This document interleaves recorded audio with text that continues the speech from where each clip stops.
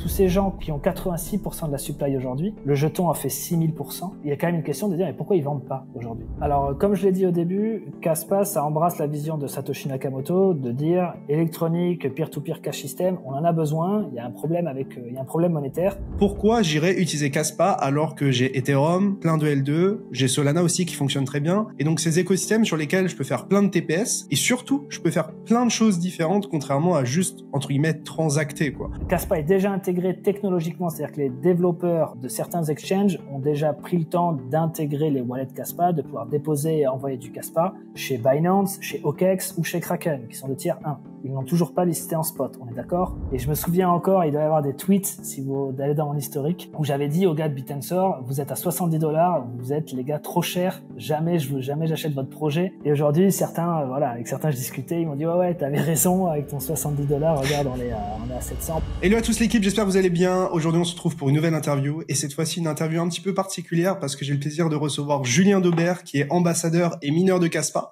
J'ai vu que, simplement en commentaire, sous mes tweets, etc., ça parlait très régulièrement de Kaspa. Et ça me semblait assez intéressant et assez important de traiter le sujet, de couvrir un petit peu ce que c'est, comment ça fonctionne, ce que ça existe, les éléments positifs, les limites, etc. Donc c'est un truc dont on va discuter ensemble aujourd'hui, Julien. Juste avant de commencer, n'hésitez pas à mettre un petit like et à vous abonner. C'est pas déjà fait. Franchement, ça fait une énorme différence. Et aussi, n'hésitez pas à mettre en commentaire les personnes que vous voulez voir dans les prochains podcasts. Franchement, ça aiderait beaucoup à avoir des sources d'inspiration que j'aurais pas forcément de moi-même. Donc voilà, n'hésitez pas à mettre ça en commentaire. Et on est parti. Julien, comment ça va? Ça va très bien. Merci Léonard, merci CryptoPixel pour cette invitation. Et puis bravo à la communauté d'avoir échangé sur Kaspa, parce que je suis ravi de pouvoir en dire quelques mots. Et si ça peut aider certains, tant mieux. Parfait. Bah écoute, franchement déjà c'était un plaisir de t'avoir rencontré. On s'était vu à Token 2049 à Singapour. Tout à fait. Et t'étais sur le stand Kaspa. Avec d'autres core contributeurs, et je trouvais ça trop cool d'avoir des gens de la communauté sur des stands pour justement éduquer, expliquer ce que c'est, etc. Et j'avoue que j'avais déjà contacté par le passé des gens chez Kaspa, mais j'avoue que j'avais jamais rencontré nécessairement des personnes francophones. Du coup, je me suis dit que l'occasion était parfaite, était rêvée pour faire un contenu. Et du coup, peut-être pour commencer, est-ce que tu peux te présenter qui tu es, qu'est-ce que tu fais et qu'est-ce que tu fais aussi en dehors de Kaspa, parce que je suppose que t'es pas sur Kaspa non plus à temps plein. Oui, alors un petit mot. Moi, je m'appelle Julien. J'ai créé une société spécialisée dans la data en France en 2011. Cette société s'appelle 10h11. On travaille à peu près avec 25% du CAC 40 sur de la BI. Et on s'est intéressé, et je me suis intéressé au domaine de la crypto et des données, notamment on-chain depuis un moment. Et en fait, j'ai découvert en 2022 Kaspa. Donc le projet avait un petit peu moins de 6 mois, un petit peu plus de 6 mois parce qu'il a été créé en novembre 21.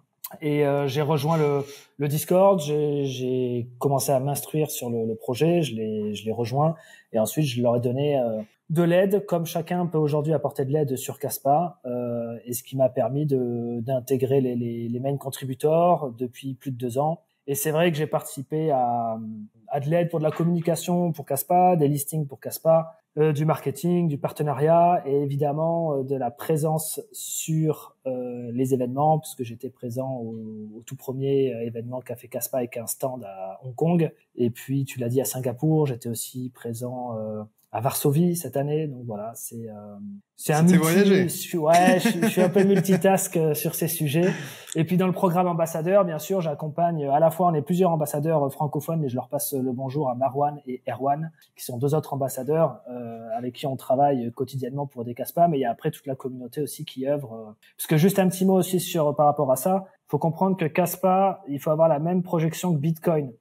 C'est-à-dire que quand on parle de Bitcoin et des gens qui aident Bitcoin, il n'y a pas d'entreprise, ils sont pas payés, il n'y a pas d'organisation, il n'y a pas un chef. Mais pour Kaspa, c'est pareil, c'est juste un réseau pour lequel on vient aider. Donc n'importe qui peut venir aider le réseau, et il y a un Discord qui permet d'un petit peu organiser le travail que chacun peut faire, donc un peu à la même manière que vous retrouverez sur Bitcoin si vous voulez aider à promouvoir le réseau Bitcoin. Ce que tu veux dire, c'est que en soi, Kaspa, c'est pas organisé de la même manière que les principaux L1 qui sont sortis ou les principaux L2 où globalement t'as un lab qui a développé ça et ensuite ils ont passé le relais à une fondation qui est dirigée par une personne qui est différente du lab et qui ensuite a des employés, une sorte d'organigramme pour s'organiser. C'est pas du tout comme ça. Vous avez pas de fondation par exemple ou est-ce que vous en avez qui sont peut-être plus limités? Alors c'est pas du tout comme ça et c'est d'ailleurs très important de le comprendre dans la philosophie de Caspa. C'est que Caspa arrive à être le top performer 2022 et top performer 2023 en coin sans avoir d'entreprise. En termes de prix, tu veux dire? Ouais, en termes de performance du market cap, en termes de croissance du market cap, et donc ça veut dire de confiance des investisseurs, et cela sans avoir sans payer de marketing, sans payer de référencement, sans avoir d'organisation, sans avoir de CEO. Comme quoi c'est possible. Donc en fait, ouais, c'est le pur esprit de Bitcoin, le pur esprit de la crypto au départ, qui est de dire on lance un projet et puis on s'organise avec une communauté autour pour le faire grandir. Alors justement, par rapport à ta question, il faut bien comprendre que Caspa c'est décentralisé et là ça va en faire rire plein, je suppose. Oui, d'accord, c'est décentralisé, tous les projets le disent, mais en fait décentralisé, il y a 3 piliers que tout le monde doit avoir en tête. Le premier, c'est l'organisation. C'est-à-dire quand vous regardez un projet, quand il est décentralisé, est-ce qu'il y a une entreprise derrière? S'il y a une entreprise, c'est-à-dire qu'il y a un board, il y a des VC, il y a des investisseurs, donc il n'est pas décentralisé. Donc il y a beaucoup de projets dans la crypto aujourd'hui qui ont une entreprise ou une fondation qui est gérée par les gens qui ont créé le produit. Donc on peut pas dire de connivence, tu veux dire? De connivence, donc on peut pas dire que sur sa gouvernance, eh bien il y a une vraie décentralisation. Sur Caspa, c'est comme sur Bitcoin, il n'y a pas d'entreprise Bitcoin, il n'y a pas de fondation qui appartient aux contributeurs de Bitcoin. C'est décentralisé. Contrairement à ce que les députés demandent. Contrairement à ce que les députés demandent, c'est vrai. Après, il y a un deuxième truc sur la décentralisation, ça va être le network, le réseau. Est-ce que vous avez 20 nœuds comme sur BNB Chain qui appartiennent à Binance, ou est-ce que vous avez des nœuds qui sont détenus par la communauté et qui sont sur un grand nombre de territoires afin qu'ils ne soient pas forcément attaquables et qu'ils soient bien décentralisés? Donc ça aussi, quand on parle de décentralisation, vérifiez bien de quoi on parle. Et dernière chose, le coin, le jeton. Est-ce que le top 100 holder a 90% de la supply ou est-ce que la supply elle est dispersée et diluée au travers d'une communauté globale? Là aussi, vous avez beaucoup de jetons, si ce n'est 90% dans la crypto, où les top 1000 holders, ils ont 95% de la supply. Donc après, vous faites ce que vous voulez, ça veut pas dire que c'est pas bien. Mais juste quand on parle de décentralisation, les 3 piliers sont bons à rappeler. Et sur Caspa, le top, vous avez cas.fyi, vous pouvez voir toutes les données on-chain. Le top 1000 holders n'a que 36% de la supply. Donc, par rapport à, c'est moins que... Est-ce que c'est pareil sur Bitcoin? Tu vois, c'est ça que je me demande, parce que sur Bitcoin, maintenant, tu as des ETF, tu as des exchanges, tu as des grosses institutions, etc. Mais est-ce que pour autant, ça fait de Bitcoin un asset, ou en tout cas un protocole, un layer 1 moins décentralisé? Tu vois ce que je veux dire? Parce que alors, en soi, je vois ce que tu veux dire. La distribution du supply, c'est hyper important. Ouais. Et ça fait en sorte qu'il n'y a pas une ou deux mains ou une dizaine de mains qui maîtrisent, entre guillemets, l'avenir du projet, quoi.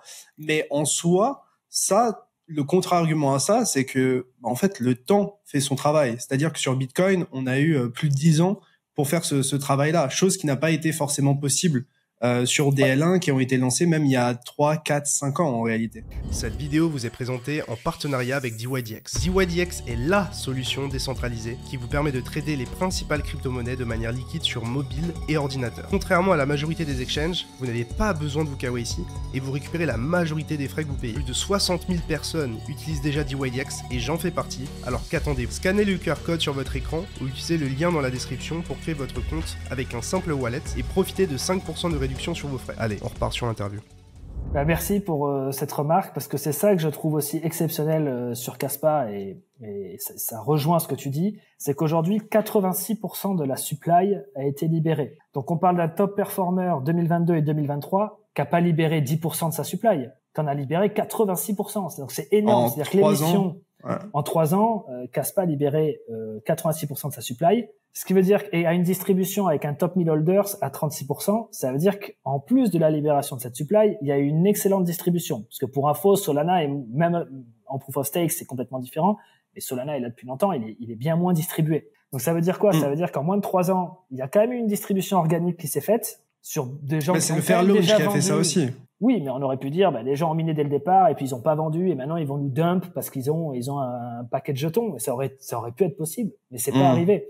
C'est ça qui est fou, c'est Caspa, si vous regardez sa croissance organique, il y a eu des grandes phases de distribution. Et ce que je trouve fabuleux, c'est qu'il maintient un prix, il maintient un top 30 aujourd'hui, avec 86% de supply libéré en plein bear market et en étant meilleur performeur sur le prix du jeton pendant 2 ans. Donc ça paraît un peu illogique. Ça paraît un rêve, ça paraît un mirage dans la crypto, mais c'est fabuleux ce qu'ils ont fait. Honnêtement, c'est assez incroyable. Julien, avant qu'on s'éparpille, j'aimerais bien revenir sur tes débuts en crypto, parce que tu me disais que tu t'étais intéressé aux crypto en 2021 ou avant.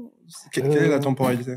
Ça a commencé en 2017. Avec dans l'entreprise une personne qui nous avait rejoint, qui lui nous a initié à la crypto, Clément. D'ailleurs, si jamais il écoute cette vidéo, je le salue. Et ensuite, on avait créé à l'époque des robots qui tradaient automatiquement sur les exchanges en 2018 via les API. Maintenant, ça se fait beaucoup, à l'époque un peu moins. Et ensuite, ma société notamment a créé des outils, et c'est comme ça que j'ai découvert Kaspa, où en fait, quand un influenceur suit un nouveau compte Twitter, on est alerté. Donc, par exemple, je sais pas si l'influenceur Crypto Wizard, qui est très connu, qui a à peu près 500 000. Ouais, je connais.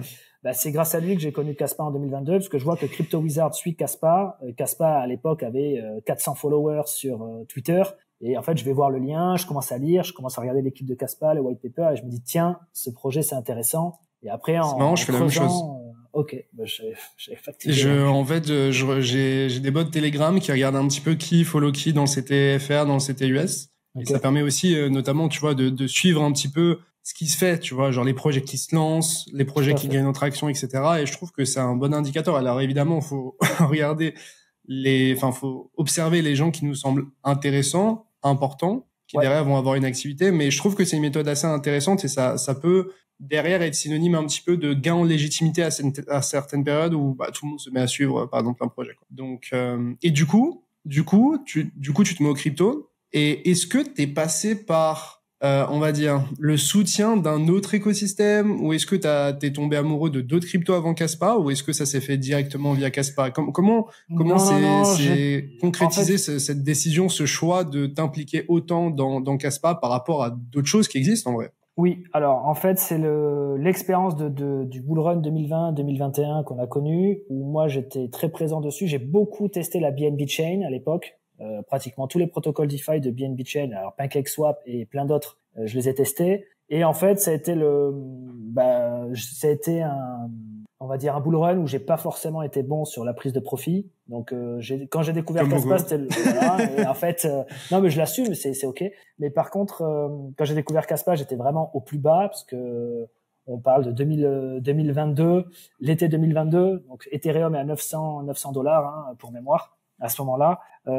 Et en fait, ce qui m'a fait rentrer dans Kaspa plus que d'autres projets, c'est surtout l'équipe qui est présente sur Kaspa et qui est Docs. Donc, on sait quels sont les contributeurs du réseau, parce que pareil, c'est pas encore une fois du CEO ou le chef de Kaspa, il y a juste des contributeurs et on sait qui ils sont, les développeurs. Un peu comme sur Bitensor d'une certaine manière, ou sur Bitcoin, ou c'est ça que tu voulais dire? Alors Bitcoin, on ne sait pas qui est Satoshi Nakamoto.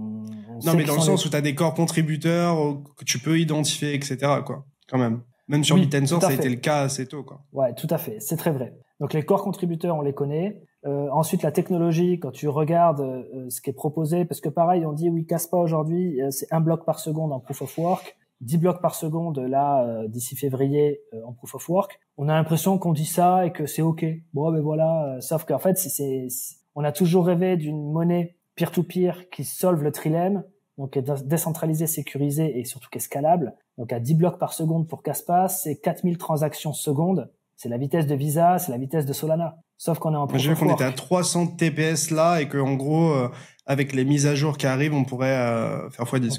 On passe à 3000, 4000 TPS, qui est la vitesse moyenne de Visa, qui est le nombre de transactions moyens gérés par Solana. Mais surtout, Kaspa vous assure une transaction validée et vérifiable dans le wallet en 1 seconde. Je vous invite à tester, vous envoyez du CAS de wallet à wallet Kaspa. En 1 seconde, vous voyez arriver la transaction. Donc, on est sur un système où Est-ce que c'est la finalité qui est d'1 seconde ou pas du tout? Alors, la validation se fait dans la seconde, ou si vous avez une latence sur les mêmes pools, elle peut se faire 2, 3, 4 ou 10 secondes, mais elle apparaît visuellement dans le portefeuille sous moins d'1 seconde. Et vous voyez le temps. Il y a un petit chrono qui s'écoule pour vous dire que votre transaction est validée. Mais c'est plus rapide que Visa. Et demain, ça peut gérer autant de transactions. Donc pareil, et on est en proof of work. Alors pour certains, c'est pas important et c'est OK. Pour certains, ils disent, moi, proof of stake, c'est OK, qu'on soit pas décentralisé et puis que ce soit les plus riches qui puissent récupérer l'ensemble de la valeur. Ça me va bien. Et il y en a pour qui c'est OK. Et il y en a d'autres qui vont dire, moi, la sécurité avec le consensus Nakamoto et le mécanisme Proof of Work, c'est important pour moi dans ma philosophie de vision que j'ai sur un peer-to-peer Electronic Cash System, donc je vais sur Kaspa. Et je pense que ce qu'a fait, moi, que je me suis investi, c'est ça. C'est les founders, enfin les main contributors, la technologie et la philosophie qui est derrière.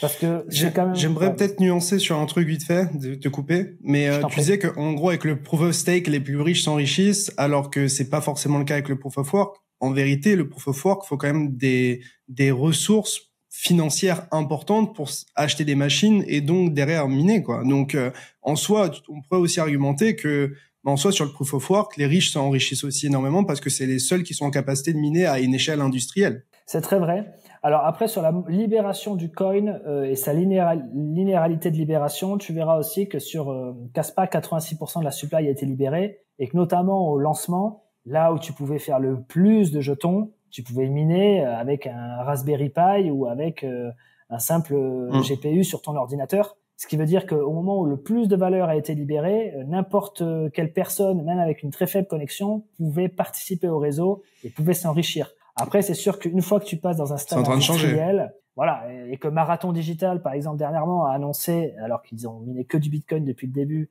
et que c'est la plus grande entreprise de minage américaine, a dit on va miner du Kaspa. Ils l'ont jamais fait même sur Ethereum. Là, c'est sûr que eux, ils ont une force de frappe qui n'est pas la même. Mais attention, le mécanisme de Kaspa aussi fait que même un KS0 Pro, qui est un petit outil de minage à $400, vous êtes encore récompensé quand vous participez au même pool. Évidemment, la récompense, elle n'est pas énorme par rapport au prix de la machine, mais c'est pas parce que vous avez une petite machine aujourd'hui que vous pouvez pas miner du Kaspa à la maison de manière comme un retail pourrait le faire. Il y a peut-être des gens qui rejoignent ce podcast, cette vidéo, sans savoir, on va dire, dans des termes simples mais assez complexes, que c'est Kaspa. Est-ce que tu peux expliquer quel problème Kaspa essaye de résoudre et quelle est la vision, quels sont les objectifs et comment vous comptez justement arriver à ces objectifs et à cette vision? Parce que en soi, c'est ça le principal. C'est comprendre quel est l'axe, entre guillemets, de développement de Kaspa par rapport à d'autres qui ont une philosophie et une vision et des objectifs qui sont aussi drastiquement différents. Oui. Alors, comme je l'ai dit au début, Kaspa, ça embrasse la vision de Satoshi Nakamoto de dire électronique, peer-to-peer cash system, on en a besoin. Il y a un problème monétaire. On a besoin d'avoir une monnaie qui est, encore une fois, sécurisée par le Nakamoto Consensus, donc un Proof of Work, qui est décentralisée. Et j'ai parlé au début de qu'est-ce que je veux dire par décentralisé au début de cette vidéo, au début de ce live, les 3 piliers de la décentralisation. Et ensuite, qui est scalable. Et c'est vrai que Bitcoin a en partie échoué sur la scalabilité, et même si vous avez du Lightning Network qui nous est vendu aujourd'hui à gogo, dès qu'on met le Lightning Network, qu'on met une nouvelle couche, ça veut dire qu'on fait des compromis sur la décentralisation, parce que Lightning Network n'est pas décentralisé, et puis on met des compromis sur la sécurité, parce que Lightning Network n'est pas un Nakamoto Consensus. Donc on perd un peu de la valeur de ce qui fait Bitcoin. En allant chercher la scalabilité, encore une fois, on vient casser le trilemme sur les 2 autres piliers. Donc la vision de Kaspa était de dire, déjà ça, on le résout. Et rien quand je dis ça, on se dit, ah ouais, c'est que ça. Mais en fait, technologiquement, c'est hyper puissant de réussir à le faire. Un exemple, en Proof of Work, Doge, c'est un bloc toutes les minutes. Ethereum, quand il était en Proof of Work, c'était un bloc toutes les 15 secondes. Aujourd'hui, Kaspa, c'est un bloc toutes les secondes et on passe à 10 blocs par seconde dans quelques semaines. Donc, technologiquement, il y a un gap qui est j'aimerais nuancer sur plein de points parce que vas-y. Faire plus de transactions, ça a aussi des répercussions sur la décentralisation, sur le stockage, ce genre de choses. Et je voulais peut-être terminer aussi sur le fait que tu parles de Lightning, comme quoi c'est pas quelque chose qui est suffisamment abouti, en tout cas qui respecte pas vos critères, votre vision de la décentralisation et qui fait que c'est pas forcément utilisable. Mais est-ce qu'on pourrait imaginer en soi que Kaspa devienne un L2 de BTC? Parce que si on a des développements, tu vois, des technologiques, si on a, je sais pas, le retour de Picard, ce genre de choses, est-ce que ça débloquerait pas des choses qui feraient que, en soi, le L1 a moins de sens? Ou est-ce que ça, je comprends pas du tout le truc, etc. Parce que l'argument, c'est, on pouvait pas build sur BTC et faire quelque chose qui nous convenait. Du coup, on a fait notre propre L1, en gros. Mais si tu arrives à avoir quelque chose de plus satisfaisant sur Bitcoin et que tu peux vraiment build sur Bitcoin, est-ce que Kaspa n'a pas pour avenir d'être un L2? Alors je suis pas au courant d'absolument tout, hein, j'ai fait mes recherches, mais ça me semble intéressant. Non, je suis entièrement d'accord. Il faut savoir que, alors, les main contributeurs de Kaspa ont longtemps travaillé sur Bitcoin et depuis le départ. Aviv Zohar ou Jonathan Sampolinski, vous pouvez regarder un petit peu ce qu'ils ont fait. Pour info, Jonathan Sampolinski, c'est la personne qui est le plus citée sur l'ensemble des white papers de la crypto-monnaie. Je parle pas juste de Ethereum ou encore Avalanche, où il est cité, mais sur l'ensemble des projets de crypto-monnaie. Donc, ce sont des gens qui travaillent depuis longtemps le sujet. Le protocole Ghost d'Ethereum, c'est Jonathan Sampolinski qui l'a écrit. Donc, ils ont proposé à Bitcoin des améliorations. Ils ont proposé à Bitcoin ce que fait aujourd'hui Kaspa. Mais comme vous le savez, Bitcoin, c'est une communauté. Ils votent, il y a des intérêts. Il y a des gens qui veulent rester sur le Bitcoin qu'on connaît aujourd'hui pour de bonnes raisons aussi. Il y en a d'autres qui veulent évoluer. Et en fait, ils se sont rendus compte qu'on n'irait pas vers ça pour Bitcoin. Et donc, ils ont décidé c'est pas réaliste. De mener leur propre projet et de lancer un Fairlaunch Kaspa en disant on n'est pas contre Bitcoin. Au contraire, on embrasse cette vision et c'est toujours quelque chose auquel on croit. Par contre, on vous propose une évolution. C'est pas antinomique. Je pense que Bitcoin a une excellente réserve de valeur et le restera. Par contre, si on veut un électronique peer-to-peer cash system, on n'y est pas. On n'y est clairement pas avec Bitcoin. Pour info, un Bitcoin, s'il était utilisé à l'échelle mondiale, on pourrait faire 2 transactions par humain dans sa vie. Donc, quand on a ces données-là, on comprend bien que Bitcoin à l'échelle mondiale, c'est cuit. Ce n'est pas un électronique peer-to-peer cash system. C'est une réalité, ça, physique. D'un point de vue, bien sûr, actuellement. Après, pour moi, Bitcoin n'est plus vraiment là pour faire l'intérêt, c'est réserve de valeur et c'est résistant à la censure en soi et le supply qui est limité.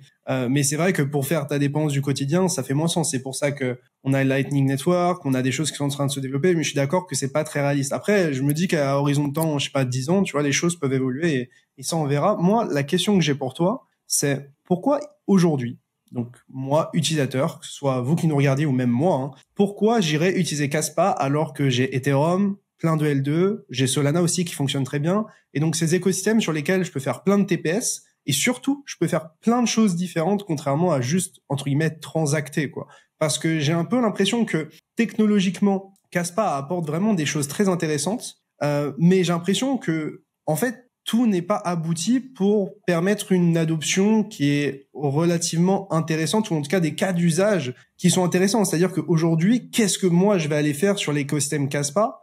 J'ai l'impression que les gens, alors c'est le cas de beaucoup de cryptos, mais j'ai l'impression que les gens spéculent énormément sur la technologie et les promesses à venir comparé à ce qu'on peut faire maintenant avec. Qu'est-ce que tu penses de ça? Je suis complètement d'accord avec l'état de fait que tu es en train d'expliquer. Je le partage et j'y répondrai comme ça. La première, qu'est-ce que j'irais faire sur Kaspa? C'est la première des choses, c'est si tu veux une monnaie indexée sur l'énergie. Donc si aujourd'hui tu veux une réserve de valeur qui est indexée sur l'énergie, et vraiment tu te dis j'ai pas envie d'être dans le fiat parce que j'y crois moins et je cherche une monnaie indexée sur l'énergie, Kaspa ou Bitcoin, les deux sont des très bons refuges où tu peux venir dire je vais en partie tenir ces monnaies parce que ça me permet de garder une réserve de valeur indexée sur l'énergie, ce qui s'appelle la Power Law en anglais, la loi de l'énergie, et seules 2 crypto-monnaies aujourd'hui suivent la Power Law, Bitcoin et Kaspa. Donc ça peut... Mais je connais moins le reste, mais il y a pas des trucs comme Monero ou genre d'autres choses comme ça qui sont... Enfin, le fait d'être en proof of work ne veut pas dire que ton coin va nécessairement valoir quelque chose. Tu vois. En fait... c'est pas parce qu'on débourse de l'argent et de l'énergie pour miner ton coin que ton coin est amené à garder de la valeur au fur et à mesure du temps. Il faut aussi qu'il y ait une demande externe, quoi. Il faut qu'ils suivent ce qu'on appelle la Power Law. Donc la Power Law, c'est quoi? C'est plus la puissance de hachage augmente, plus le prix augmente. Plus l'appréciation du prix du coin augmente. C'est-à-dire plus il y a de gens qui vont miner Bitcoin ou qui vont miner Kaspa, plus son prix suit la courbe. Sur tous les autres coins, Litecoin, Monero, etc., il n'y a pas de Power Law. Malheureusement, le prix n'a jamais suivi la puissance de hachage, et donc on a considéré que la monnaie, on pouvait pas l'indexer sur le prix de l'énergie. Qu'est-ce que ça veut dire? Quand un mineur, il dit « je suis OK pour dépenser 1 mégawatt et recevoir 1 bitcoin », je dis n'importe quoi, c'est pas les bons ratios, mais 1 mégawatt, 1 bitcoin. Il est OK pour dire, lui, qu'un bitcoin vaut 1 mégawatt. Donc il indexe le prix de bitcoin sur le prix de l'énergie, qui est la source de valeur intrinsèque la plus fiable de notre planète Terre. C'est la même chose pour Kaspa, puisqu'il y a du minage, mais il faut que ce prix suive en continu la valeur énergétique. Sur les autres coins, il n'a jamais suivi. Sur Kaspa et sur Bitcoin, actuellement, c'est des lois qui sont suivies et elles fonctionnent. Actuellement. Tu peux pas faire l'argument que ça peut le suivre un temps, mais pas tout le temps, dans le sens où, par exemple, ça a été, j'en ai aucune idée, mais peut-être qu'à un moment, ça a été le cas sur Litecoin et c'est plus du tout le cas, tu vois. Donc, alors, tu vois, c'est un peu ça. À l'heure où je parle, enfin, je t'amène sur un terrain qui est compliqué, mais en soi, c'est assez important d'expliquer sa pensée à et les l'heure où je concepts parle, Kaspa et Bitcoin sont les deux seuls à suivre la Power Law. Peut-être que dans 2 ans, je te dirais, en fait, Bitcoin ne suit plus Power Law ou Kaspa ne suit plus Power Law. Tu as raison. En tout cas, à l'heure où je parle, et j'ai pas de boule de cristal, c'est les deux seules crypto-monnaies où si tu veux une monnaie indexée sur l'énergie par rapport à leur historique, tu choisis ces deux-là. Est-ce qu'elles le seront dans le futur? Honnêtement, je sais pas. Mais en tout cas, c'est le premier argument. Et pour répondre à ta question, le deuxième argument, c'est l'investissement. Quand tu investis, tu attends pas qu'un projet ait démontré tout son potentiel pour te dire je vais faire une plus-value. Donc quand les gens ils investissent, ils se disent je comprends la vision de Kaspa et où on va, et on pourra en discuter, je suppose, dans la foulée. Et donc à ce moment-là, moi j'investis parce que je pense qu'on va aller là et que c'est maintenant que je dois investir si je veux faire une plus-value. Parce qu'une fois qu'on y sera au top, c'est pas là où il faudra que je mette mes billes parce que il aura déjà été valorisé. Donc je veux une monnaie indexée sur l'énergie, et deuxième point, j'investis sur un projet parce que je crois en sa vision. J'ai plein de points à discuter, mais tu me faisais la transition par rapport à là où on en est et ce qui arrive. Donc, où est-ce qu'on en est et où est-ce qu'on a envie d'aller? Où est-ce qu'on a envie d'arriver? Parce que, du coup, j'ai vu que dans la roadmap de Kaspa, il était question de l'arrivée de Crescendo, donc qui permettrait justement l'augmentation, la multiplication par 10 du potentiel nombre de TPS. On nous parle aussi régulièrement de smart contracts, peut-être de multisig. Est-ce que c'est des choses qu'on peut voir arriver de manière réaliste en 2025 ou est-ce que c'est encore trop tôt? Et l'autre question sous-jacente à mes yeux, ça fait des questions très longues, mais à mon sens, c'est bien de les lier, c'est que en soi, on arrive vers une fin d'émission des Kaspa en 2026. Et donc, si on n'a pas toutes ces choses-là qui sont sorties d'ici la fin de l'émission, est-ce qu'on va pas se retrouver aussi dans un monde où, en fait, on se retrouvera avec tous les Kaspa qui sont émis et une blockchain sur laquelle on peut pas encore faire énormément de choses, ce qui, du coup, cause un peu un problème, tu vois, pour l'avenir du projet. Si on n'a pas assez de demandes, on a tout le supply qui a été émis, et qu'en plus de ça, en fait, vu qu'il y a moins d'activité que prévu, puisqu'on n'a pas les smart contracts, multisig, etc., on génère moins de frais. À ce moment-là, en fait, peu de gens auront intérêt à entretenir ce réseau. Donc, qu'est-ce qui arrive et à quel point c'est sensible par rapport aussi au rythme d'émission qui se termine en 2026? Alors, l'émission se termine 2037. L'émission de 2037, de Kaspa. Ok, je pensais que c'était 2026. Non. Si tu mets Emission Schedule Kaspa et que tu vas tomber sur le site kaspa.org, on arrivera à 99% d'ici combien de temps? Kaspa Emission Schedule, voilà, je suis dessus, c'est sur kaspa.org, c'est le premier lien et ça se termine exactement le 7 avril 2037. Ok. Et on arrive à 99% du supply d'ici combien de temps? Parce que je suppose qu'après c'est de... faudrait faire le calcul et mettre l'émission schedule dans le chat GPT et lui demander. Mais je le mettrai au pire sur le screen du podcast. Ou en commentaire, parce que j'ai pas forcément la réponse pour ce pourcentage précis. Donc il y a quand même du temps, mais ça a été soulevé par la communauté, ce que tu évoques, notamment quand j'étais à Hong Kong, il y a eu la première réunion pour Casplex, donc ceux qui ont développé notamment KRC20, KRC20, KRC721. Ouais. Et donc j'étais avec eux, on était une dizaine, et le responsable sur Casplex et donc Kaspa Ecosystem Foundation a dit, donc d'ailleurs sur la Kaspa Ecosystem Foundation, qui a un nom de fondation, faut bien savoir que c'est comme si moi j'avais dit je crée une fondation Kaspa, je trouve des fonds privés et j'aide le développement de Kaspa. C'est-à-dire que c'est pas le CEO c'est pas une fondation qui est officielle, elle est indépendante, c'est initiative quoi. Elle est indépendante et les main contributors développeurs de Kaspa ne décident pas. Alors évidemment ils sont consultés parce que c'est communautaire, mais c'est pas eux qui disent on veut ça et pas ça. Ça reste une fondation privée et qui n'a rien à voir avec les développeurs. Et ils sont elle n'est pas décisionnaire. La fondation est autonome. Mais ce n'est pas Kaspa qui pilote la fondation. Kaspa c'est comme si c'était une fondation Bitcoin. C'est indépendant, c'est une initiative, il n'y a rien d'officiel ou quoi que ce soit. Je peux très bien monter la fondation française pour Bitcoin. Il n'y a rien qui me l'empêche puisque c'est juste un réseau. Et après, je peux travailler avec les gens qui bossent sur Bitcoin ou pas. Mais tu peux faire une association des amoureux du foot en Ile-de-France ou en France. Exactement. Mais c'est très important à comprendre, c'est différent d'une fondation pour laquelle le CEO de l'entreprise, qui n'est même pas un développeur, chapeaute la fondation avec ses copains, entre guillemets, ou avec ses VC et prennent des décisions. C'est vraiment différent.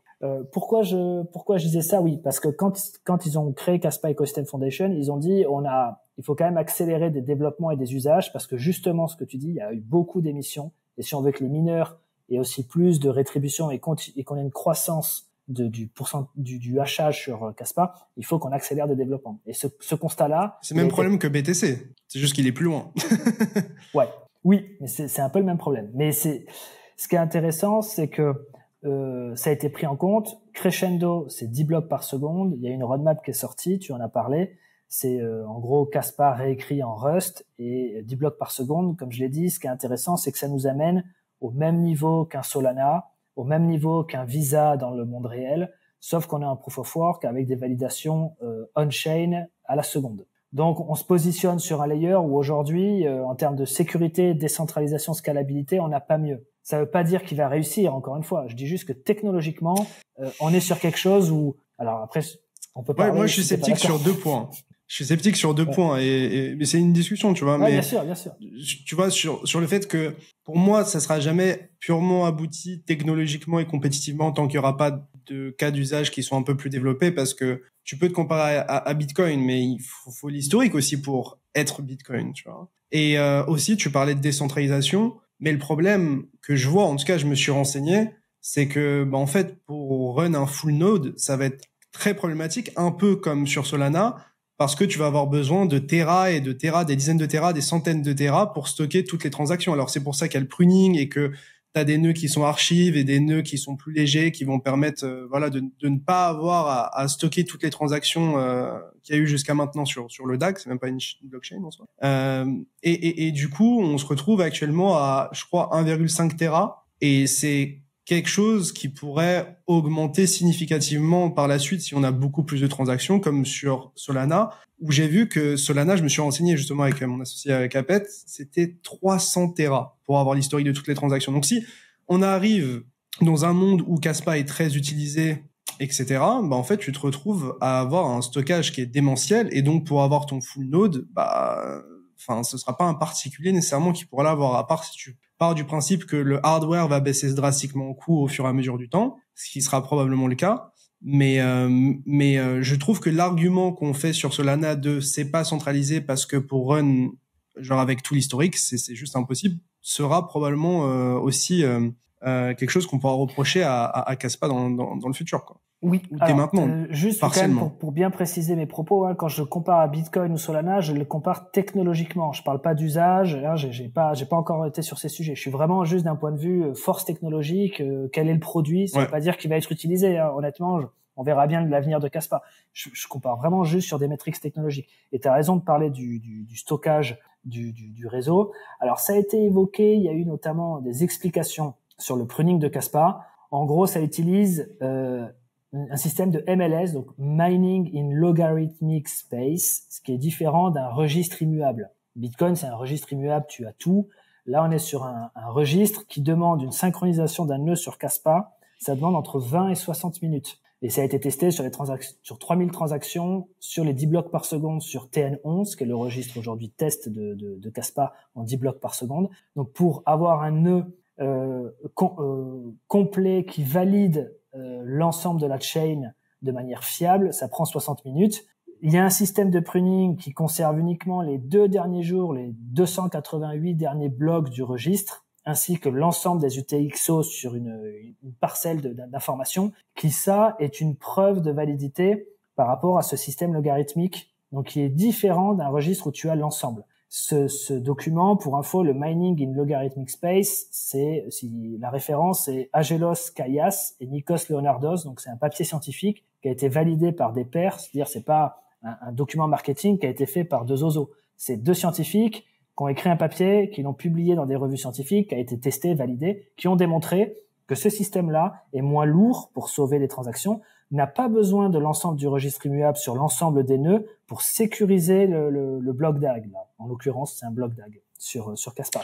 Donc, le registre immuable, si tu veux l'ensemble sur Kaspa, tu peux l'avoir, c'est très lourd, mais ça ne sert à rien. Donc ça peut servir, évidemment, qu'il y en ait 10, C'est comme 15... Solana, c'est ça que tu veux dire? Où tu te bases sur des RPC pour avoir genre l'historique et d'une certaine manière, tu fais confiance à un tiers de confiance pour run sans avoir à tout stocker, quoi. Tu peux stocker toi-même tout l'historique de Kaspa, si tu as les moyens, tu peux le faire, et il y aura toujours des fervents défenseurs comme sur Bitcoin qui auront des moyens parce qu'ils étaient là depuis le départ, ils mettront un peu d'argent, parce que quelques terras, on parle pas non plus de millions d'euros, qui vont tout stocker. Mais ce que je veux dire, c'est que si tu veux avoir des nœuds décentralisés et que tu veux les constituer en 20 à 60 minutes et participer au réseau, par rapport à un Bitcoin où tu es obligé de mettre 3 jours pour avoir tout ton stock, on est d'accord que ça n'a pas d'intérêt, en fait.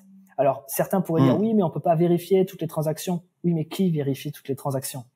Quand on a des registres pour vérifier si un jour il y a un problème, ok, mais... Avant de poursuivre cette vidéo, je t'invite tout simplement à rejoindre mon Discord dans lequel tu peux retrouver plus de 10 000 traders actifs. Dans ce Discord, on parle de nombreuses choses, notamment on va tout simplement partager nos analyses, nos graphiques, sur quoi on spécule, les différents airdrops qu'on farm, les news en temps réel qui sont partagées par exemple sur Twitter ou sur différents sites. Enfin bref, c'est vraiment un moyen d'être à jour sur ce qui se passe dans l'écosystème. Et en plus de ça, sur ce Discord-là, je vais partager tout simplement pas mal de données et pas mal de choses que je surveille personnellement, donc des données qui sont importantes à mes yeux et tout simplement moi personnellement ce que je surveille au quotidien. Donc ça permet vraiment d'avoir un suivi en temps réel de moi, ce que je regarde et comment je me positionne dans l'écosystème. D'ailleurs, tu peux retrouver mes performances de 2022 et 2023 sur tous les trades que j'ai partagés gratuitement et publiquement. Donc ici, tu as absolument tout le détail avec les positions disponibles de manière transparente, mes positions actives, mon folio, ainsi que tous les trades que personnellement je prends de mon côté avec le suivi de comment je déplace mon stop loss, comment j'ajuste mon risque, comment je me positionne, etc. J'espère que ça vous plaira. Tout est gratuit. Je vous invite à rejoindre. Tout sera en description, en commentaire épinglé. Et maintenant, place à la vidéo. L'autre question par rapport à la décentralisation, donc on parlait du stockage, mais aussi la bande passante. C'est-à-dire que demain, si tu passes à 3000 transactions par seconde, la bande passante, ça peut être aussi un problème. Et c'est aussi ce qu'on reproche d'une certaine manière à Solana. Et comment vous allez faire face à ça d'une certaine manière? Moi, c'est pas des sujets que je maîtrise particulièrement, mais en faisant mes recherches, je me rends compte que, en fait, pour que ce soit quelque chose qui soit vraiment décentralisé, ça fait partie des critères en tout cas des critères de la communauté qu'un particulier puisse run ça pour pas trop cher et qu'il soit autonome sans avoir une connexion parfaite, sans avoir un stockage parfait, etc. Donc comment le problème de la bande passante va être géré sur Kaspa, par exemple? Alors, ça, c'est le point suivant. Il y a 3 points technologiques à avoir en tête sur Kaspa. Il y a Ghost DAG, qui est le fameux DAG, donc acyclic graph, qui est mis en place, qui n'est pas une chaîne linéaire, mais qui est des chaînes parallèles de blocs. On pourra en parler, ce qui fait que Kaspa arrive à avoir 1 bloc par seconde et 10 blocs par seconde. Ensuite, il y a... Et pas de bloc orphelin aussi. Et pas de bloc orphelin. Voilà. Tout à fait. Et on est MIV résistant, donc les extraable maximum value, donc c'est-à-dire les mineurs qui vont jouer comme sur Ethereum sur des flux de transactions pour prendre des fees, etc. C'est quelque chose qui est réglé sur Kaspa. Ça, c'est Ghost DAG. Après, il y a un mécanisme de pruning et du TXO qui est Keep9, qui est aussi implémenté sur la prochaine version qui arrive et qui permet le système de stockage dont j'ai parlé. Et la dernière couche est Dagnite. Donc ça, c'est Jonathan Sompolinsky, pareil, qui travaille sur le sujet. Dagnite, c'est censé amener Kaspa à 100 blocs par seconde. Donc 100 blocs par seconde, ça devrait arriver 2025-2026. Et là, donc ça veut dire qu'on passe à, en moyenne, de toute façon, il y a un besoin, si c'est un besoin mondial à la Visa, Visa est bloqué à 24 000 transactions par seconde. J'ai regardé un petit peu les moyennes pour Visa. Ça veut dire que 3 000 transactions par seconde, si on refait x10, on est à 30 000. Bon, ça veut dire qu'en termes de gestion du réseau... En termes d'infra, on a ce qu'il faut. On a ce qu'il faut. Et après, Dagnite et responsiveness. Alors là, je rentre pas dans le détail, mais il faudrait que tu discutes avec Jonathan et si tu veux faire une interview, je peux essayer de la voir si jamais tu es intéressé. Avec plaisir. Responsiveness, ça veut dire que Dagnite s'adapte à la vitesse d'Internet pour gérer les transactions. Donc là, on est sur quelque chose, là, technologiquement, je sais pas, entre guillemets, je serais pas le décrire. Ce que tu veux me dire, c'est qu'on va avoir encore plus de TPS, quoi. Et du coup, bande passante. Oui, mais ça veut dire que quelle que soit la bande passante, le réseau sera capable, en fonction des nœuds, des mempools et de l'ensemble des mineurs, de gérer les transactions, même si toi, dans ton validateur, t'es plus lent que le voisin, tu pourras quand même passer, parce que le réseau sera capable d'interpréter la vitesse actuelle organique du réseau Kaspa. Et ça, c'est... Ok. C'est assez exceptionnel, on n'y est pas encore, hein. Moi j'attends que ce soit développé, mais Jonathan Sampolinsky, je vous invite à regarder ses travaux quand il propose quelque chose et qu'il y travaille. Alors il a déjà écrit le papier scientifique qui a été revu par les scientifiques, hein. C'est pas quelque chose juste qu'il a annoncé comme ça. Il y a un papier scientifique que vous pouvez lire qui s'appelle Dagnite, qui est sur caspa.org, et ça c'est en cours de développement. Donc ça répond à cette question de latence qui est primordiale. Ouais. J'ai vu aussi que de ce que j'ai vu, j'ai du mal à savoir si c'est le total des nœuds ou les nœuds archives ou les nœuds plus légers, etc. d'une certaine manière, mais je vois 273 nœuds. En comparaison, Solana, c'est 4400. Et en comparaison à Ethereum, c'est encore un ordre supérieur. Est-ce que tu vois, le nombre de nœuds en soi, le plus, le mieux, ou est-ce qu'il y a des contraintes? Est-ce qu'il y a des choses qui font que vous pouvez pas avoir plus de nœuds? Ou est-ce que vous aimeriez tendre à avoir plus de nœuds? Qu'est-ce qui fait que actuellement le nombre de nœuds soit relativement, je dis bien relativement, réduit par rapport à les autres L1 un petit peu stars, quoi? Alors aujourd'hui, les actifs public nodes, c'est vrai qu'ils sont référencés sur caspa.fyi, c'est ça, mais il faut pas oublier qu'on parle des public nodes. Donc, ce que tu cites, ce sont les nœuds publics. Il y a beaucoup de nœuds privés aussi, des gens qui souhaitent pas forcément expliquer qu'ils run un nœud et qui run un nœud, notamment parce que on n'est pas rémunéré sur Caspa pour tenir un nœud. Donc, il y a certains, ils ont pas forcément d'intérêt à dire qu'ils le font parce qu'il n'y a pas de rémunération, et dans certains pays, bon, c'est pas forcément, on n'a pas forcément envie de s'afficher pour dire qu'on est dans la blockchain sur des réseaux décentralisés. Donc, je pense qu'il y a un petit peu plus de nœuds au réel. On n'a aucune limite pour aller plus loin. Et je pense que ce qui a fait qu'aujourd'hui, on a un nombre de nœuds qui est intéressant, mais où il faudrait aller plus loin en comparaison à d'autres chains, c'est qu'il y a eu aussi toutes les évolutions. On était sur Go, on est passé sur Rust, donc on a demandé des migrations de nœuds, en sachant que c'est volontaire, encore une fois, qu'on est comme sur Bitcoin, c'est-à-dire chacun fait ça de son propre chef, que le nœud n'est pas récompensé ou rétribué.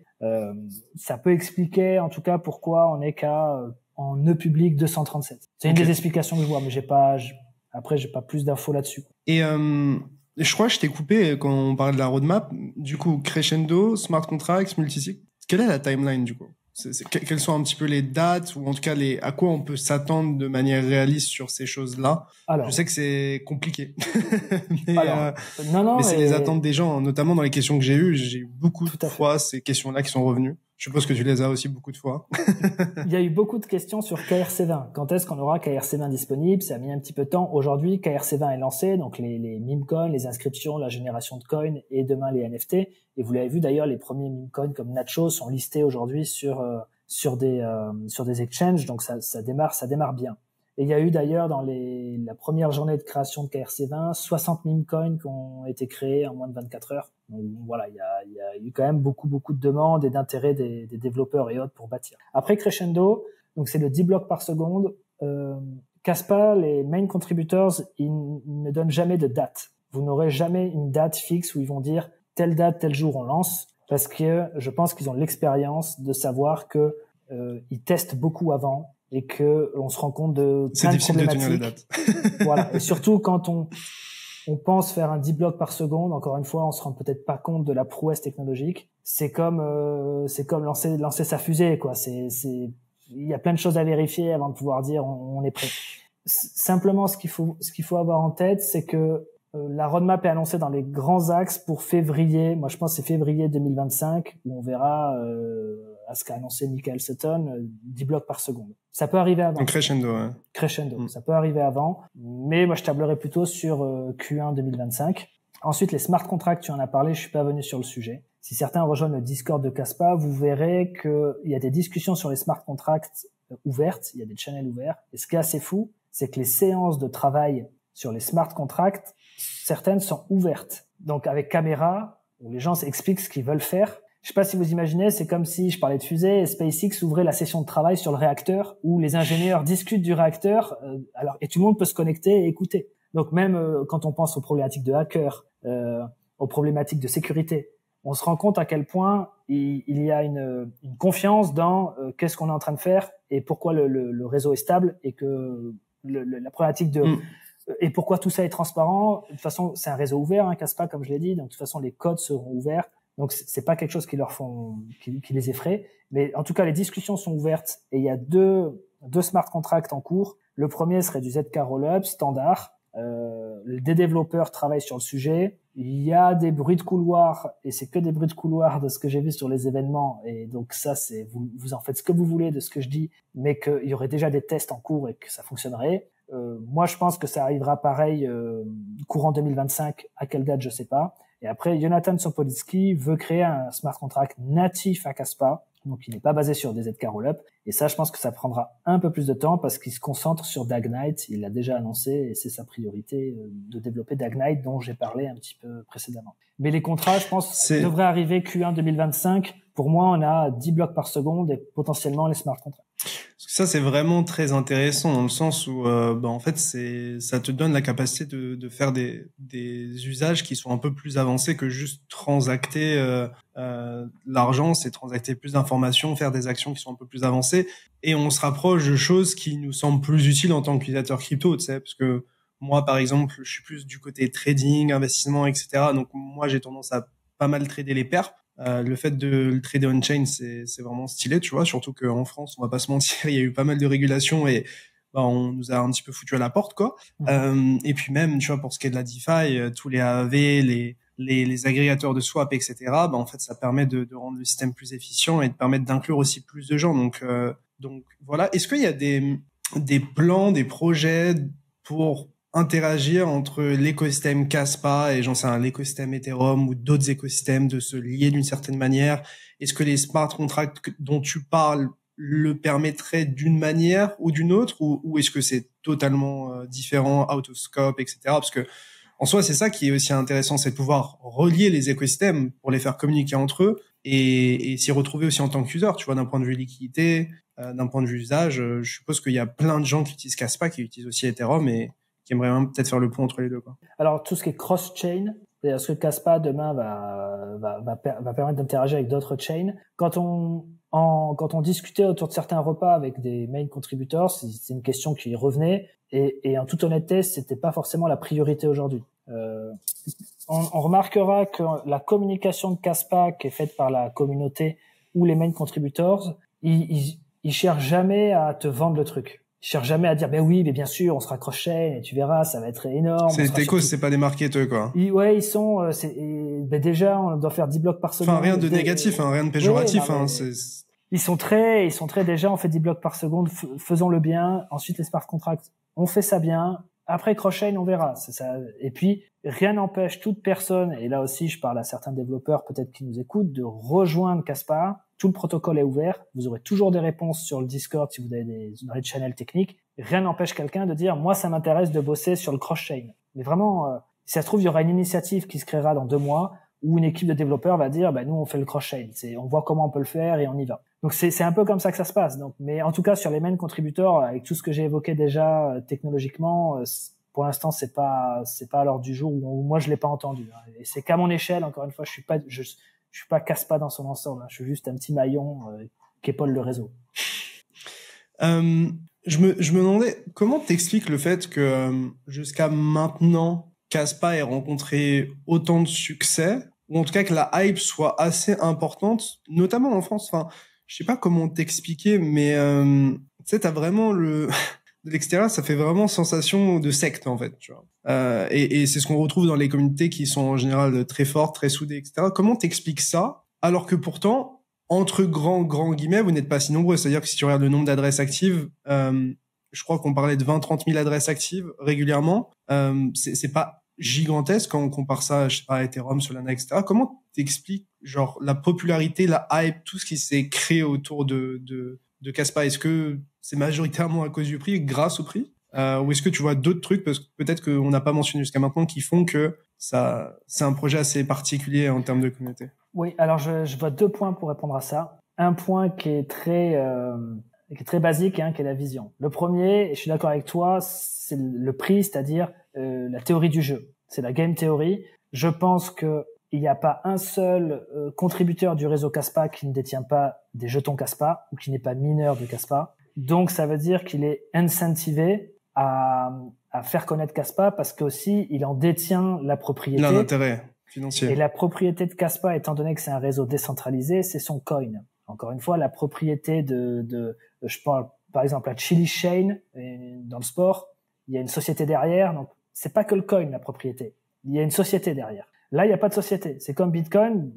L'ensemble de la propriété de Bitcoin est dans le Bitcoin en lui-même. Et le fait qu'en plus, encore une fois, top performer 2022, top performer 2023, 86% de la supply libérée et qu'en plus, ça veut dire que les gens croient au projet et le tiennent, et pour beaucoup sont en profit sur leur position, c'est clair et évident que cette théorie du jeu, elle aide à la croissance du jeton. Et c'est d'ailleurs toute la beauté aussi de Bitcoin. Ça a été le même fonctionnement. Et c'est d'ailleurs là qu'on a expliqué que par le coin, il y a des nouveaux mécaniques d'incentive. Je dis pas que c'est bien ou pas bien. Je dis simplement que ça explique qu'il y a cet engouement pour certains qui, en plein bear market, alors que tout le monde s'écroule, on fait x5, x10.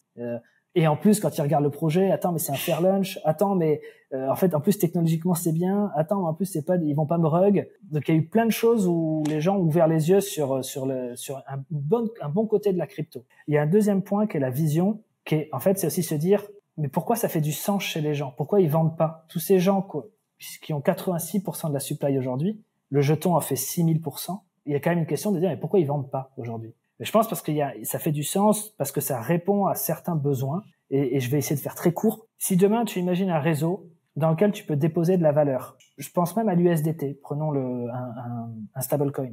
Aujourd'hui, si tu as une grande masse d'USDT, imaginons $200 000 d'USDT. Quand tu as 200 balles, le mettre sur Polygon ou machin, il n'y a pas de problème. Hein. Tu vas utiliser les chains.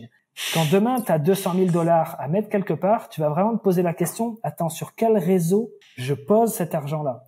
Est-ce que c'est la banque? Est-ce que je repasse en fiat et je vais chez un système bancaire? Pour beaucoup, ils sont pas très, ils y croient pas beaucoup. Sur Bitcoin, je peux pas. Je pense que si Bitcoin acceptait l'USDT nativement, je pense qu'il y aurait peut-être pas mal d'USDT qui transiterait sur Bitcoin parce qu'il y aurait une confiance dans le fait que Bitcoin est sécurisé. Mais aujourd'hui, tu vas où? Solana qui a planté plusieurs fois. Ethereum, c'est assez lent et les frais à chaque fois, c'est assez élevé. Il y a un vrai problème. Demain, si tu dis il y a une plateforme qui te permet et ce qu'est en train de faire Caspar, de venir déposer de l'USDT, c'est aussi sécurisé avec un Nakamoto consensus que Bitcoin, et la transaction elle est validée dans la seconde. En plus, quand t'envoies tes 200 000, t'es pas là à attendre 10 minutes à te dire ils vont peut-être arriver. Non, ils tac dans la seconde, tu les vois arriver. Et en plus, tu te dis il y a Marathon Digital et tout un tas de mineurs qui sécurisent le réseau. Et ben pour certains, ils y voient là, quand tu vois les inscriptions KRC20, la possibilité de se dire ok, si demain des grands acteurs comme BlackRock ou autres cherchent des plateformes pour faire transiter des titres dans un modèle tokenisé, ce que certains annoncent. Ils vont utiliser quelle plateforme? C'est une vraie question à se poser. Et donc, ils auront le choix. Je dis pas qu'ils vont aller sur Caspar. Ils ont déjà commencé d'une certaine manière avec Ethereum. Oui. En fait, le problème, je pense, par rapport à Caspar, c'est que il y a juste pas assez d'historique, tu vois, pour qu'un acteur comme BlackRock ou autre se positionne là-dessus. Et surtout, la communauté est beaucoup plus petite. Eux, leur objectif, c'est de prendre le moins de risques possible et d'aller là où il y a le plus de traction à choper, plus d'utilisateurs à capturer en soi aussi. Même s'il y a une démarche institutionnelle, t'as envie d'aller là où il y a le plus gros effet de réseau, le plus d'utilisateurs, etc. Donc, je pense que c'est aussi pour ça que Ethereum arrive à réussir autant malgré peut-être certaines contraintes ou des désaveux, etc. C'est que en soi, tout le monde utilise Ethereum. Enfin, en tout cas, beaucoup de gens sont actifs sur Ethereum. Donc, je suis d'accord avec toi. Aujourd'hui, Caspar, il est pas du tout au niveau d'Ethereum en termes d'usage. Mais je parle simplement de la plateforme technique. Si on se projette à 3-5 ans, si Caspar réussit son pari, encore une fois, technique, qu'il le mette en place. On a vu là dernièrement Grayscale qui a annoncé avoir dans le viseur Caspar. On a vu Marathon Digital, encore une fois, qui mine du cash. Il y a plein de signes, quand même, où, comme tu dis, pour un tout petit projet, où soi-disant, il y a une hype de quelques gourous, ou une communauté un peu gourou, quoi. En fait, il y a aussi beaucoup de signes techniques qui nous montrent que le potentiel, et c'est là où je discutais aussi d'investissement au tout début de notre échange, il y a un potentiel, il y a un risque, ça se trouve, ça se passera pas. Mais en tout cas, si on cherche ce potentiel-là dans d'autres jetons aujourd'hui, et qui ont le même niveau de sécurité, encore une fois, de décentralisation et de scalabilité, moi, en tout cas, j'ai pas trouvé quelque chose qui me rassurait plus aujourd'hui en tant qu'investisseur et même en tant que contributeur du réseau. Et c'est pour ça que je suis à fond, mais je peux me tromper. Moi, je suis fan de Solana et j'aime beaucoup Ethereum, donc forcément, je suis biaisé. Et je pense que tu l'auras vu dans cette interview, j'ai été aussi pas piquant, mais j'essaye vraiment de comprendre comment ça fonctionne et de balancer entre les pour et les contre, tu vois. Parce que aucun système n'est parfait Et c'est aussi important de regarder les nouvelles initiatives, mais c'est aussi important d'être critique par rapport à ça. D'ailleurs, ça me fait penser à une question que je trouve assez intéressante. Tu me diras si tu peux y répondre ou pas.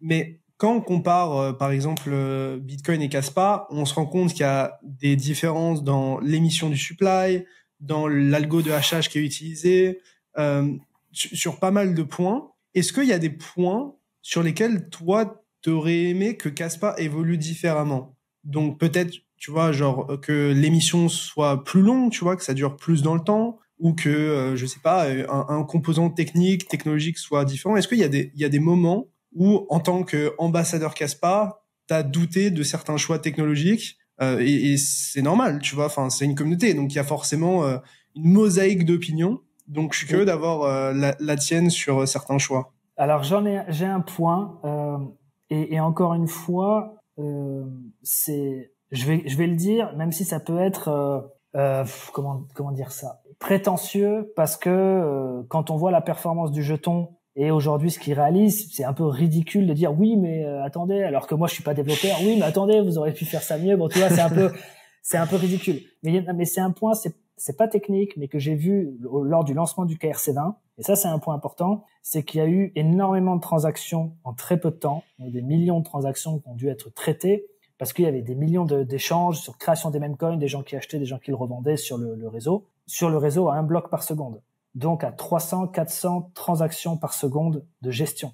Qu'est-ce qui s'est passé? Il s'est passé que les mêmes pools, ont eu une queue, quoi, ont eu beaucoup de transactions à gérer. L'attente, ouais. Et forcément, avec 300, 400 transactions par seconde, elles sont super bien passées. On n'a eu aucune déperdition, aucun fork. Donc, le réseau a très bien réagi, mais on a eu de la lenteur. Donc, on est retombé sur des problématiques de réseau, entre guillemets, un peu congestionné. Et quand j'en ai parlé à Kaspa, j'étais avec eux à Singapour. On a déjeuné, il y avait notamment Shai et d'autres main contributeurs. Et je leur disais, ça, je trouve ça un peu regrettable parce que on en a ras-le-bol des réseaux congestionnés.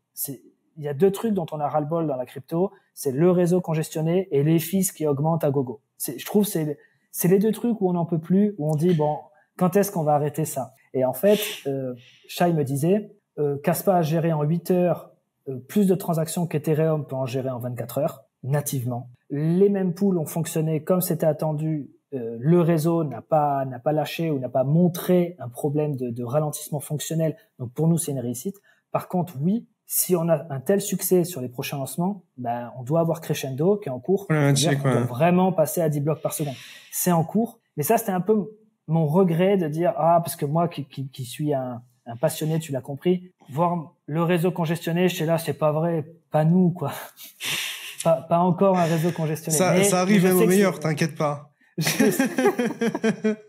Non, mais je sais que ça va être, on a trouvé la solution et 10 blocs par seconde arrive. Mais voilà, c'est le seul point où je dirais, oui, j'ai été un peu embêté. Je me suis dit, on aurait pu l'anticiper ou en tout cas, c'est dur encore une fois, vu qu'il n'y a pas de CEO, c'est dur de dire aux gens, non, calmez-vous, ne faites pas tout ça.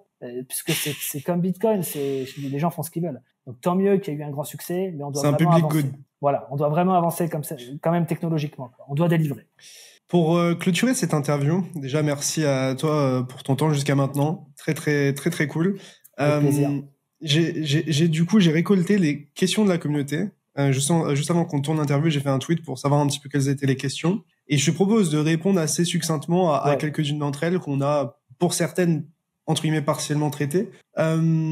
Alors, j'ai une question qui me dit pourquoi ce FUD en ce moment? Apparemment, il y a un FUD, j'ai pas pu tout suivre, etc. Est-ce que c'est juste qu'il a observé le prix baisser récemment ou est-ce qu'il y a une sorte de FUD ambiant réel, entre guillemets, sur Kaspa? Non, je dirais que, alors il y a eu beaucoup de bitcoiners qui ont fait du FUD, et notamment sur le pruning, on en a parlé, il y en avait beaucoup même des bitcoiners français qui cherchaient pas à lire les white papers et qui cherchaient à défendre Bitcoin. Non, c'est vraiment Kaspa est passé de 21 cents à 12 cents actuellement, je crois, 0,125, donc moins 40%. Et donc, comme quand un coin perd 40%, malgré qu'il ait fait plus 5000% les deux ans avant, les gens sont pas contents et commencent à dire oui, mais vous voyez. Non, mais je l'attribue à ça et c'est de bonne guerre. Ok. Cette vidéo vous est présentée en partenariat avec DYDX. DYDX est LA solution décentralisée qui vous permet de trader les principales crypto-monnaies de manière liquide sur mobile et ordinateur. Contrairement à la majorité des exchanges, vous n'avez pas besoin de vous KYC et vous récupérez la majorité des frais que vous payez. Plus de 60 000 personnes utilisent déjà DYDX et j'en fais partie, alors qu'attendez-vous? Scannez le QR code sur votre écran ou utilisez le lien dans la description pour créer votre compte avec un simple wallet et profitez de 5% de réduction sur vos frais. Allez, on repart sur l'interview. Autre question. C'est la question ultime, ça. Pourquoi Kaspa n'est pas listé sur les principaux exchanges centralisés ou exchanges décentralisés? D'ailleurs, pourquoi? Alors, je suppose que c'est du fait du composant technologique singulier. Enfin, je suppose que les exchanges doivent intégrer un L1 spécifique. Mais la question que je me pose, c'est pourquoi on n'aurait pas un jour des sortes de wrapped Kaspa à gauche, à droite, pour permettre peut-être un échange plus simple ou permettre un listing de ces wrap tokens enfin, tu vois ce que je veux dire? Enfin, je sais que c'est pas du tout dans votre philosophie, etc., mais peut-être que ça permettrait de rendre le jeton plus accessible, je sais pas. Il y a des wraps CAS qui existent, WCAS sur Ethereum. Encore une fois, je pense que les développeurs aussi Ethereum ont d'autres priorités. Et puis, Kaspa aussi, il faut pas oublier que Kaspa se positionne, c'est en potentielle menace de ces chains. Donc, il n'y a pas forcément un incentive pour les développeurs Ethereum ou les autres développeurs de dire « Ah oui, on va lister ce layer 1 qui a l'air vraiment bien ». Ça peut être une explication. Après, ça, je vous le donne en off, mais c'est dit publiquement quand on est sur les stands Kaspa, etc. Donc, c'est pas si off que ça. Kaspa est déjà intégré technologiquement, c'est-à-dire que les développeurs de certains exchanges ont déjà pris le temps d'intégrer les wallets Kaspa, de pouvoir déposer et envoyer du Kaspa chez Binance, chez OKEx ou chez Kraken, qui sont de tier 1. Ils n'ont toujours pas listé en spot, on est d'accord, mais sachez qu'il y a.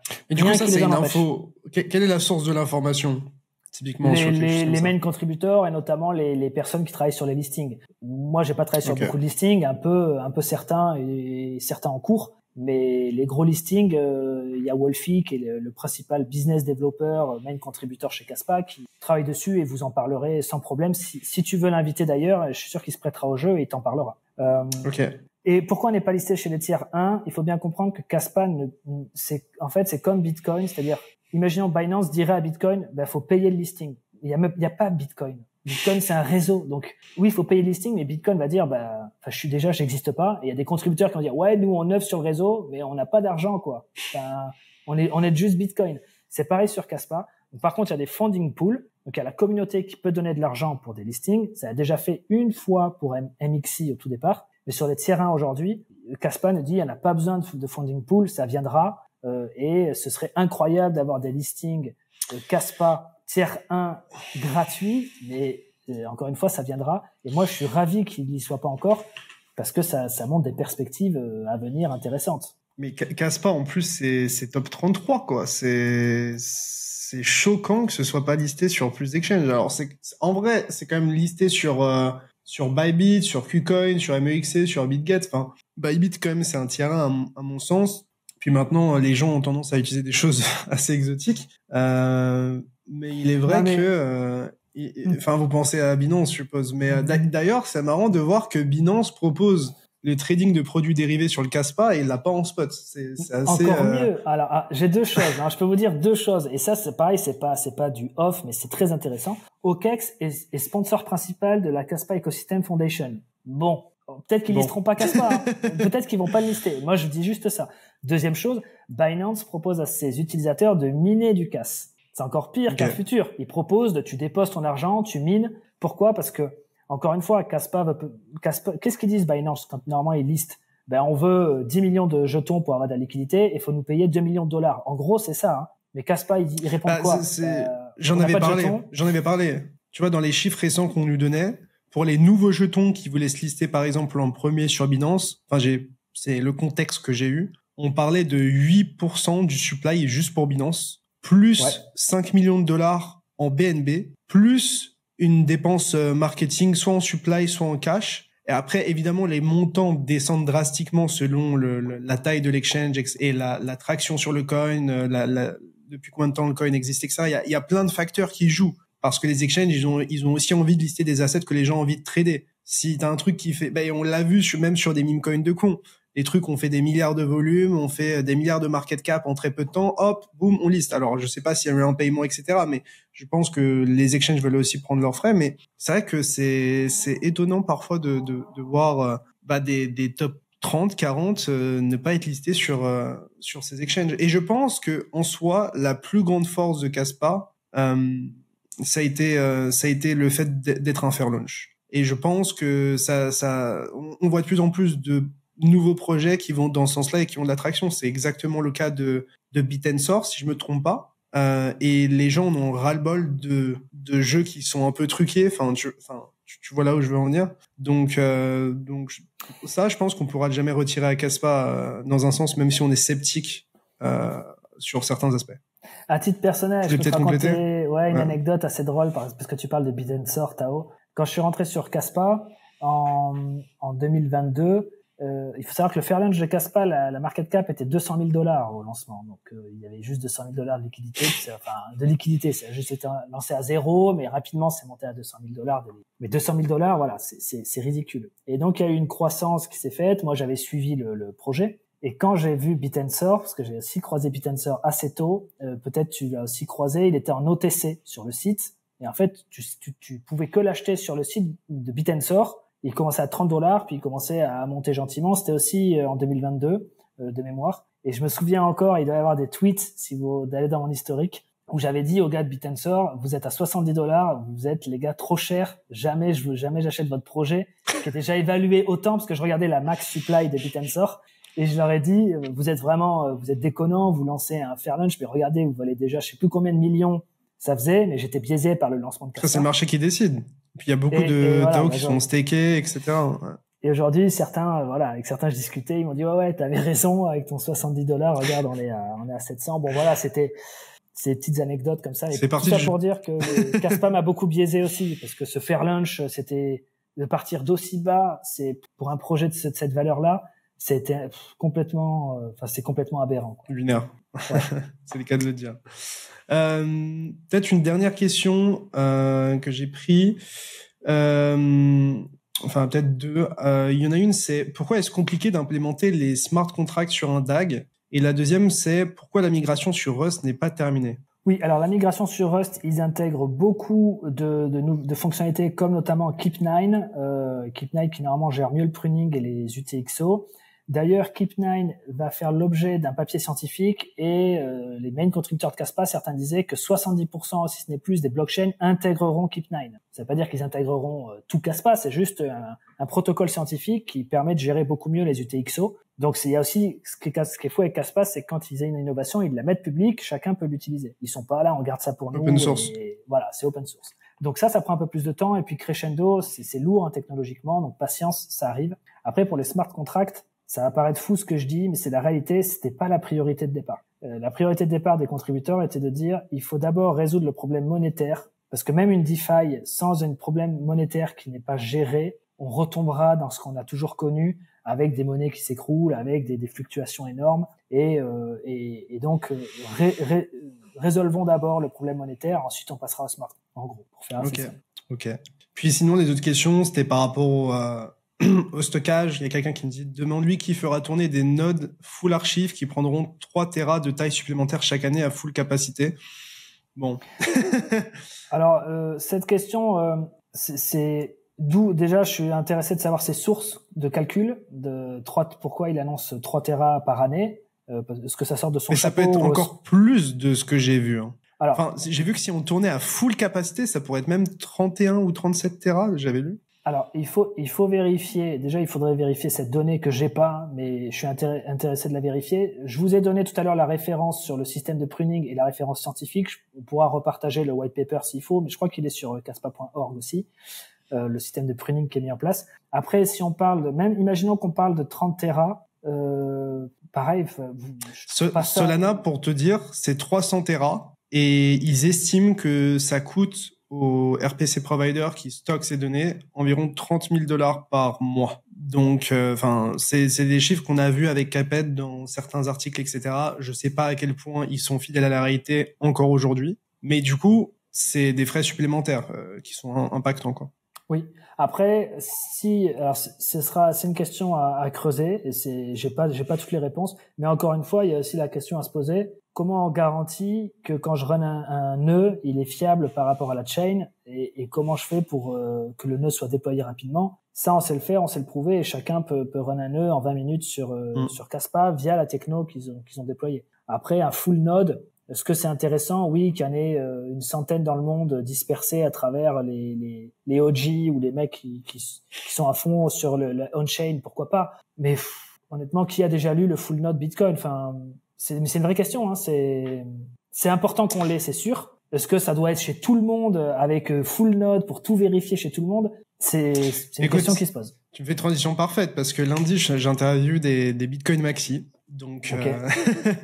je leur en parlerai et puis on verra ce qu'ils disent, on les embrasse. Mais voilà. En tout cas, merci beaucoup pour ton temps, Julien. Vraiment, j'ai kiffé cet échange parce que ça se voit que t'es quelqu'un de passionné, mais qui aussi fait ses recherches, qui est vraiment impliqué techniquement. Et ça me semblait assez important d'avoir quelqu'un comme toi pour répondre à ces questions qui sont pas faciles.